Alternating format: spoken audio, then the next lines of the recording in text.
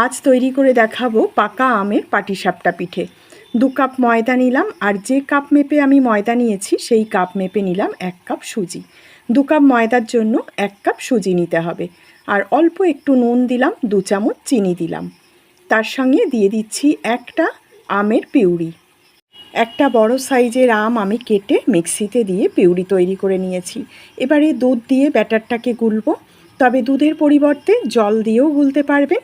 অল্প অল্প করে দুধ দিয়ে ব্যাটার তৈরি করতে হবে। আর এই দুধটা কোনো ঠান্ডা বা গরম দুধ না, একদম নর্মাল টেম্পারেচারে রাখা দুধ। আমি আগে থেকে জাল দিয়ে দুধটাকে ঠান্ডা করে নিয়েছি।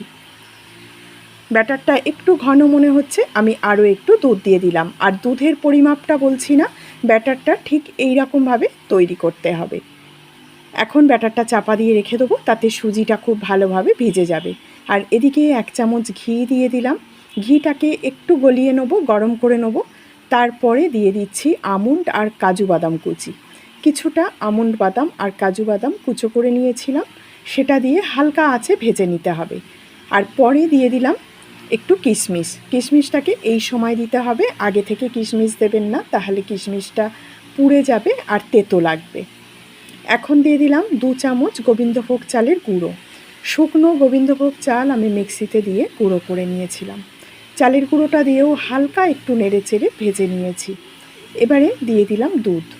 দুধ দিয়ে এই পুরটাকে তৈরি করে নেব। দিয়ে দিলাম 1/2 চামচেরও কম ছোটো এলাচের গুঁড়ো।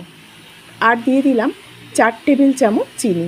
তবে মিষ্টিটা আপনারা আপনাদের পছন্দ মতন দেবেন। চিনির পরিবর্তে মিছরি কিংবা বাতাসা দিয়েও এই পুরটা তৈরি করতে পারবেন। আর দিয়ে দিলাম 200 গ্রামের মতন পনির গ্রেট করা। 200 গ্রাম পনির আমি আগে থেকে গ্রেট করে নিয়েছিলাম।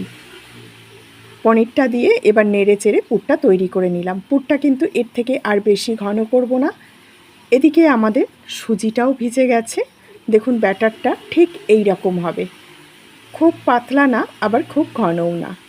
ননস্টিক প্যানের মধ্যে একটু ঘি ব্রাশ করে নিলাম। এখন 1 হাতা করে ব্যাটার নিয়ে ঠিক মাঝ বরাবর দিতে হবে, আর দিয়ে হাতা দিয়ে একটু এভাবে করে ছড়িয়ে নিতে হবে। যখন দেখবেন ওপরের দিকটা এরকম শুকনো হয়ে গেছে, তখন একটা সাইডে পুরটা দিয়ে এইভাবে মুড়ে নিতে হবে। আর এইভাবে যদি পরিমাপগুলো নেন সব উপকরণে, তাহলে দেখবেন একটাও পাটিসাপটা কিন্তু প্যানে লেগে যাবে না। আমের পাটিসাপটা আমাদের তৈরি হয়ে গেছে।